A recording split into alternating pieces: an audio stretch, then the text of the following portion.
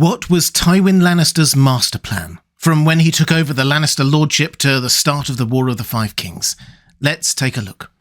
Hi everyone, this is Robert. Welcome to In Deep Geek. If you like theories, background, history and lore about A Song of Ice and Fire, The Lord of the Rings and The Witcher, this is the place for you. Welcome. This is the first of 2 videos, or maybe 3, I'll see how it goes, looking at Tywin Lannister.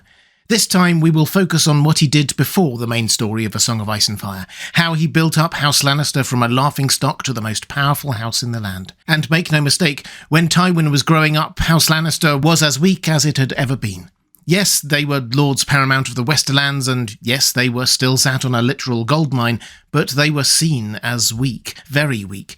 And this is down to Tywin's father, Tytos. He was weak-willed, trusting, and forgiving, to an extent unhelpful in a ruling lord. There are many examples of what happened to drag the house name so low. He lent vast sums of gold to his bannermen, and they simply didn't pay him back. Visitors to his hall laughed at him to his face, and he didn't respond. A handful of houses even went as far as renouncing their fealty to the Lannisters and declaring themselves part of the Reach under the Tyrell's protection. He did nothing. Still, he sired a clutch of impressive children, headed up by Tywin as heir. Tywin was sent away, though, when still young, after showing an early independent streak, and served as squire in the court of Aegon V.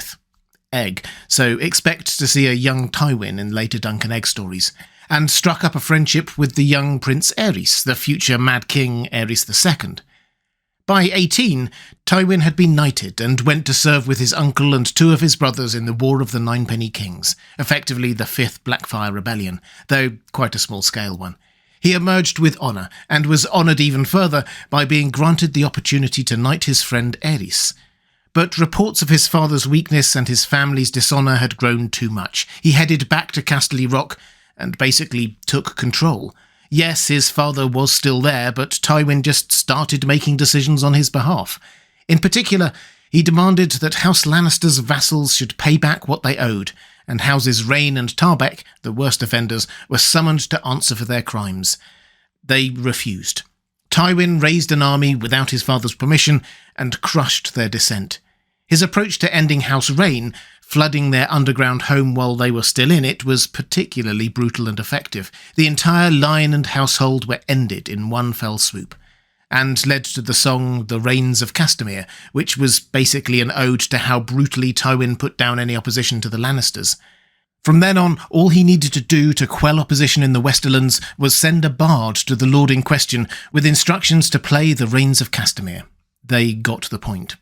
And in time, Tywin, of course, inherited Casterly Rock. He used it as a chance to clean house, turfing out his father's mistress, old courtiers, and so on. In short, the first part of Tywin's life master plan was to take control of House Lannister, and make its vassals and liege lords fear it once more, and it was an overwhelming success. And if we're talking master plan, then we should be clear. His objective for this and for what followed was to strengthen House Lannister, bringing it power and glory, and crushing any opposition. Tywin may have sometimes been subtle with his tactics, but his end goal was not. It was House Lannister supremacy. So, step 1 of Tywin's plan was to restore the Lannisters' hold over the Westerlands. Step 2 was making them even stronger in the Seven Kingdoms. He had a perhaps unexpected head start here in becoming friends with the young Prince Aerys, because Aerys was not expected to inherit and become king so soon when they met and became friends. Aegon V died at 59 and Jaehaerys at 37. Most people would probably have expected another 2 or 3 decades before Aerys II ascended to the Iron Throne. And when Aerys became king, he appointed his old friend Tywin to be Hand at the tender age of 20, the youngest ever Hand of the King. Tywin, of course, took to it like a natural. A rather realpolitik brutal natural, but definitely as one who is competent at wielding power. He repealed many of the small folk-friendly reforms of Aegon V, gave tax breaks to the mercantile classes, and guaranteed the crown's debts to the Iron Bank with Lannister gold. This had been an issue for Aerys' predecessor Jaehaerys II, and would obviously be again later for Robert Baratheon, Joffrey and Cersei in the story of A Song of Ice and Fire. But for this period, Tywin brought it under control. The Iron Bank got their due, and there was no reason to fear their retribution. But the cracks were already starting to form in the relationship between Tywin and Aerys, and they seem to have started with Tywin's marriage to his cousin Joanna. Tywin was besotted with Joanna. She made him smile. She made him laugh. Yes, Tywin Lannister laughing. She seems to have been everything he ever wanted. But tragically, Aerys seems to have wanted her too. At the bedding ceremony at the wedding, Aerys took, we're told, unwanted liberties. Aerys was king, so Tywin couldn't easily complain, but Aerys' wife Rhaella dismissed Joanna from her service in response, so Joanna went back to Casterly Rock. If you're wondering, yes, there are fan theories that perhaps some of Joanna's children with Tywin might actually be secret Targaryens, and I've covered that in other videos. It was the year after Cersei and Jaime were born that Tywin's father Tytos finally died, and Tywin could take full control of the Westerlands. He'd been in effective control for a while then, of course, but still, this was when he actually became Lord Lannister. Aerys came with him to Casterly Rock to help him solidify his rule, or perhaps so he could see Joanna again. Whatever the reason, when Tywin and Aerys returned to King's Landing the next year, their relationship had taken a big turn for the worse. The next few years are a study in the breakdown of a relationship between a king and his first advisor. Aerys began to overrule Tywin's decisions. The issues with Joanna resurfaced, with Aerys getting drunk and making lewd comments about her at a tourney in his honour. Tywin tried to resign, but Aerys refused. Tyrion was born the next year, and Joanna died giving birth to him. Tywin was left devastated and blamed Tyrion for his beloved's death. At which point, Tywin must have felt that the second part of his plan, to increase House Lannister's standing within the Seven Kingdoms, was starting to falter. Yes, he was Hand of the King, but the king was starting to become a bit of a rival. Still, he sensed an opportunity. The king had only one grown child, Rhaegar. Viserys was only just born, and a son, so no hope for a Targaryen marriage for Rhaegar there. Rhaella Targaryen had tragically suffered from a number of miscarriages and children who died young, and there were no other Targaryens, so Rhaegar needed a wife. In the absence of other Targaryens, surely Aerys would agree that the most logical wife for Rhaegar was the eldest daughter of the second most powerful house in Westeros, Cersei Lannister. So Tywin set it all up. He invited Aerys to Lannisport for a tourney in honour of Viserys' birth, and formally proposed a marriage between Rhaegar and Cersei. You can read Cersei's recollections of it in her chapters in A Feast for Crows. Aerys, however, refused, saying that the Lannisters were mere servants. He further refused to let Jaime become Rhaegar's squire. Tywin will have been furious, and from then on we have to interpret his actions as a response to this. Might he now see House Lannister's fortunes better advanced by Rhaegar being king rather than Aerys? That's certainly what Aerys thought Tywin thought. Aerys did grow a bit paranoid in his later life, but that doesn't mean that his closest advisor wasn't out to get him. The Defiance of Duskendale is a great example of how this weird psychoanalytical drama unfolded between the two of them. Lord Darklyn of Duskendale defied the king by demanding lower taxes for his port, which had been hugely hit by the growth of King's Landing. It was a fair complaint, but his response was far from fair. Tywin urged restraint, but Aerys decided to go personally to Duskendale, where he was captured and thrown into a dungeon. Tywin marched the king's army there in response, but Lord Darklyn refused to give up the king.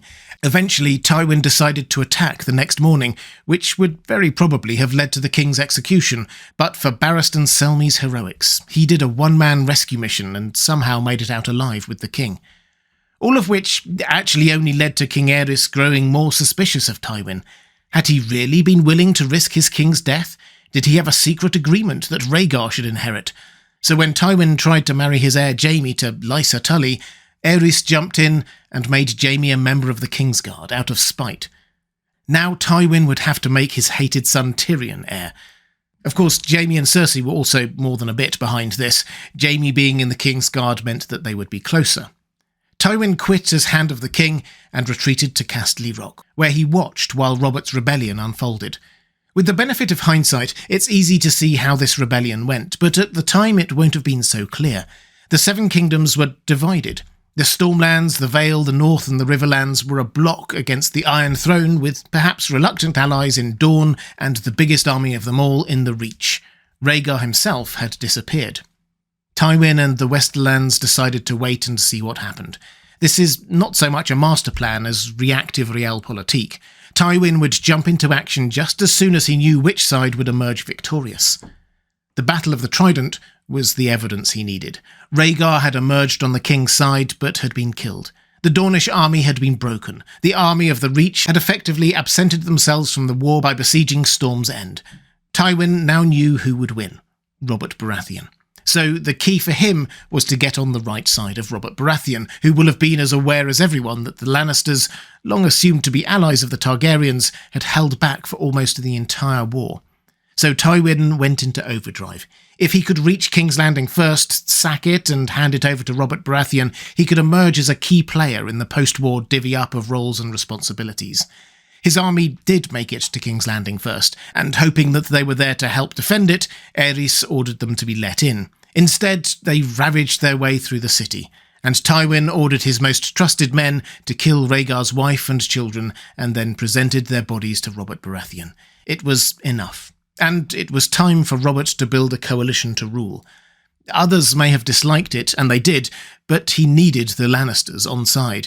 It's a bit of an overlooked point, but Tywin had managed to place the Lannisters as the preeminent family, even though they hadn't been involved in the rebellion until the very last moments. The Iron Islands hadn't helped at all, really. Dorne had fought for the Mad King, as had the Reach. Ned Stark wanted to keep the North out of southern politics for his own reasons. Jon Arryn was the obvious hand of the king, but didn't have many other relatives to put into positions of power. And the Tullys had never been the most powerful Lords Paramount, and had already married off both of their eligible daughters. Robert Baratheon was in need of a queen, and the only available daughter of a senior Westerosi house was Cersei Lannister. Tying the Lannisters into the new power was the only logical choice. Put simply, Tywin Lannister had played his hand perfectly. He had hoped to marry his family into the royal family through Rhaegar, but that didn't work out. He did it instead through Robert Baratheon. Tywin's grandchild would be king of the Seven Kingdoms. Which, if you think back a few years, is a huge achievement. When Tywin took control of his house, they weren't even respected in their own lands. Now they were perhaps the most powerful house in the whole realm. Of course, on paper the Baratheons were in charge, but Tywin wasn't content with just having his daughter as queen. He filled King's Landing with as many loyalists as he could. Grand Maester Pycelle was already there on the small council. He was a Tywin fanboy for sure. The Kingsguard needed new members, so Boris Blount and Meryn Trant were appointed, both Lannister loyalists, as well as Jaime staying. Lancel and Tyrek Lannister were appointed squires to the king. Ilyn Payne, a Lannister bannerman, was made King's Justice, and so on. By the time Ned arrived in King's Landing, even he understood that the real power lay with the Lannisters. Everyone knew. Tywin, meanwhile, stayed in Casterly Rock. In my mind, he was biding his time until Robert inevitably self-destructed, or perhaps Cersei did something significant, or maybe Dorne attacked. Remember, Oberyn tried to lead a counter-rebellion in the wake of Robert's rebellion. Something would happen that he could capitalise on. In the meantime, he and Kevin built up the Lannister army and waited for his grandson to grow older and closer to the throne. Stage 2 of the plan was complete. The Lannisters were the strongest family in the Seven Kingdoms, and all they needed to do now was to ascend to the throne. At which point, I'd love to know what you think. How much of what followed was Tywin's plan, and how much was opportunism? I'll let you know my thoughts in my next video on this topic, A Song of Ice and Fire from Tywin's perspective. But do you think Tywin planned the attempts on Robert Baratheon's life, or just waited for Cersei to do her thing? Let me know in the comments below. If you'd like to see more A Song of Ice and Fire videos like this, there's a link to my playlist on the left of your screen now. Or to support this channel, thank you. There's a link to my Patreon page on the right of your screen. Thanks for watching. That's all for this time. I'll see you again soon.